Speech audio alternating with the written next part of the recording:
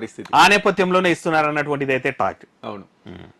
ఇక నెక్స్ట్ ఇక లోకేష్ ఫ్యూచర్ టీడీపీకి ఆశా కిరణం, భవిష్యత్తు ఆశాకిరణం, ఏపీకి ఆశాకిరణం, భవిష్యత్తు ఏమంటారు ఇంకా అన్ని జ్యోతులు అన్ని కూడా అన్ని. ఇక ఆయనకు మున్సిపల్ ఐటీ శాఖ గతంలో కూడా ఆయన అదే చేసిండు. సో ఇక మరొకసారి ఆయన నిరూపించుకోనికే ఇక ఐటీ ఇండస్ట్రీ కాస్త ఏపీలో కాస్త వీక్ అయింది కదా, దాన్ని మళ్ళీ తీసుకురావడం కానీ, ఇక మున్సిపల్ పట్టణాలు అభివృద్ధి కానీ, ఇక నెక్స్ట్ అమరావతి ఆయన చేతిలోకి వెళ్తాయి. అదే అందుకే ఆ నేపథ్యంలోనే, ఎందుకంటే టీడీపీ ప్రతిపక్షంలో ఉన్నప్పుడు కూడా క్లైమ్ చేసింది అక్కడ ఏపీలో ఏ పట్టణాన్ని కూడా వైసీపీ అభివృద్ధి చెందలేదు, చేయలేదు అన్నటువంటిది మాట కూడా వాళ్ళు చేస్తుండే. దాంతో పాటు ఉద్యోగాలు కూడా రాలేదు, ఏ కంపెనీలు కూడా రాలేదు ఏపీకి అన్నటువంటి కూడా విమర్శలు చేస్తుండే.